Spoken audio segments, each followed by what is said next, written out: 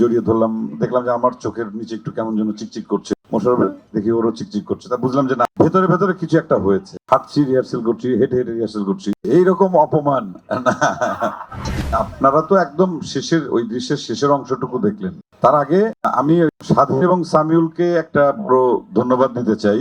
ওরা রাইটার আর কি। হুমায়ুন স্যার তো এটা গল্প উপন্যাস, এটাকে তো আবার ডায়লগ সহ প্রত্যেকটা দৃশ্য তো বা লিখতে হয়েছে। মানে ইয়েটা বলি আর কি, গল্পটা বলি তাহলে ভালো লাগবে। তা আমার আর মোশাররফের এরকম একটা সিকোয়েন্স হবে এবং দীর্ঘ 12 বছর পর ওই দিন ইউনিটের সবাই মনিটরের সামনে বসেছিল। আমরা যখন যেমন বাঁধনের প্যাকআপ হয়ে গেছে, বাঁধন যায়নি, যেসব আর্টিস্ট প্যাকআপ হয়ে গেছিল ওরা ছিল যে 12 বছর পর দেখি ওনারা একসঙ্গে। আমিও খুব দ্বিধাদ্বন্দ্ব ছিলাম, মোশাররফ দুইজন প্রায় 1.5-2 ঘন্টা আমরা রিহার্সেল করলাম এফডিসির মধ্যে ঘুরে ঘুরে। হাঁটছি, রিহার্সেল করছি, হেঁটে হেঁটে রিহার্সেল করছি, কারণ এতগুলো ইউনিটের মানুষজন এরা বসে আছেন, ওই সিকোয়েন্সটা দেখবেন। এবং সেটা হচ্ছে আমার করার এখন পর্যন্ত না, তারপরে রেকর্ড আবার ওরা ভেঙে দিয়েছে, সেটা এখন বলছি না। সর্বোচ্চ 5 পৃষ্ঠা, মানে মিনিমাম 5টা মিনিট, এক এক পৃষ্ঠা প্রায় 1 মিনিট করে, এবং পুরো ট্রেন জুড়ে হচ্ছে ওই দৃশ্যটা। এবং ওই দৃশ্যের শেষ ডায়লগ ছিল হচ্ছে মোশাররফের ওই, তুই কি যেন খা, মিষ্টি খা, দেশের সেরা মিষ্টি খা, খাঁটি দুধের মিষ্টি খা, ছাড় মিষ্টি খা, এই তো।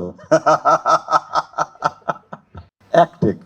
এবং যেটা হচ্ছে টোটাল দৃশ্যটা মোটামুটি এক টেকেই ছিল এবং ফার্স্ট টেকটাই ওকে ছিল, প্রথম টেকটাই। যাক, এর জন্য সবকে অনেক ধন্যবাদ। এবং পরে তো আমরা মোটামুটি সিকোয়েন্সটা শেষ করার পর আবেগে দুইজন দুজনকে ধরলাম, জড়িয়ে ধরলাম, দেখলাম যে আমার চোখের নিচে একটু কেমন যেন চিকচিক করছে। মোশাররফ দেখি ওরও চিকচিক করছে। তা বুঝলাম যে না, তাহলে একটা ভেতরে ভেতরে কিছু একটা হয়েছে।